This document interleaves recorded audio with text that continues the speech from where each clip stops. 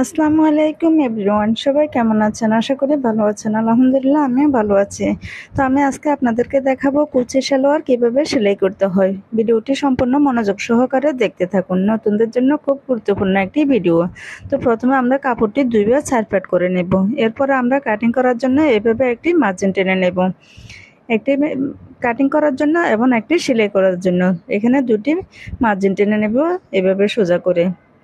এরপর আমরা কোমর প্লেটের জন্য উপরে 6.5 ইঞ্চি রেখে মূল লম্বা যতটুকু আমাদের লম্বা যতটুকু প্রয়োজন আমরা ততটুকুতে একটি চিহ্ন করে নেব এবং 1 ইঞ্চি বাড়তি নেব সেলাই বর্ডারের জন্য। তো এখানে আমরা দুটি মার্জিন টেনে নেব, এভাবে দুটি মার্জিন টেনে নেব।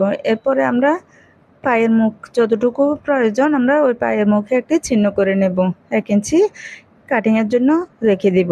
এরপর আমরা উপরে 6.5 ইঞ্চি রেখে হাইয়ের চিহ্নটি করে নেব। এবার হাইয়ের চিহ্ন থেকে বন্ধ সাইড পর্যন্ত এভাবে একটি সোজা করে মার্জিন টেনে নেব। এরপর আমরা লুজের মাপটি নেব, লুজের যার যতটুকু প্রয়োজন আমরা লুজে ততটুকু নেব। যেহেতু কুচি সালোয়ার একটু স্বাস্থ্য বডি বেশি, তাহলে আপনার কুচি সালোয়ারে কলি পড়বে।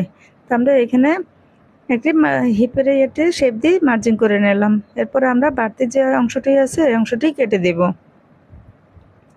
এরপর এখানে আঁকা বাঁকার যে অংশটুকু আছে এই অংশটুকু সুন্দর করে কেটে ফিনিশিং করে সোজা করে নেব।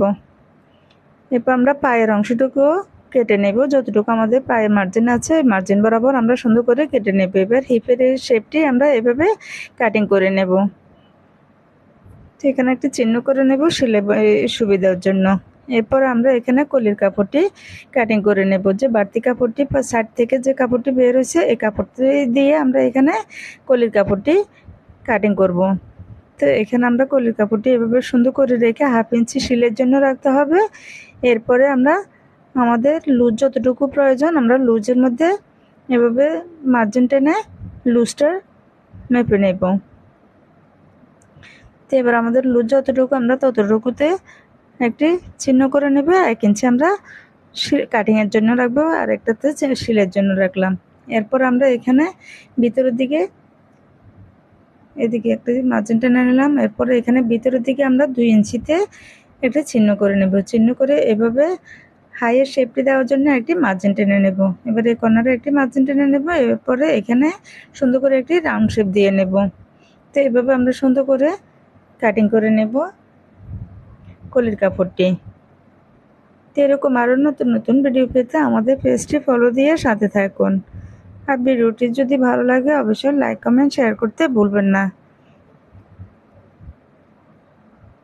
এই কলি কাপড়টি এভাবে কাটিং করে নেব। এরপর আমরা কোমরের কাপড়টি কাটিং করব। এবার কোমরের কাপড়টি আমাদের যতটুকু প্রয়োজন আমরা কোমরের কাপড়টি ততটুকুতে নিয়ে নেব। তো এভাবে সুন্দর করে কুচি সালোয়ারটি কাটিং করে নেবেন। এরকম আরও নতুন নতুন ভিডিও পেতে সবসময় চোখ রাখুন আমাদের পেজে। আর আপনি যদি আমাদের পেজে নতুন হয়ে থাকুন তাহলে অবশ্যই পেজটি ফলো দিয়ে সাথে থাকুন। সবসময় নতুন নতুন ভিডিও সবার আগে আপনার কাছে পৌঁছে যাবে।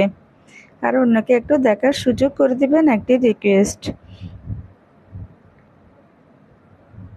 আর আপনি যদি এখন ব্যস্ত থাকেন ভিডিওটি শেয়ার করে টাইমলাইনে রেখে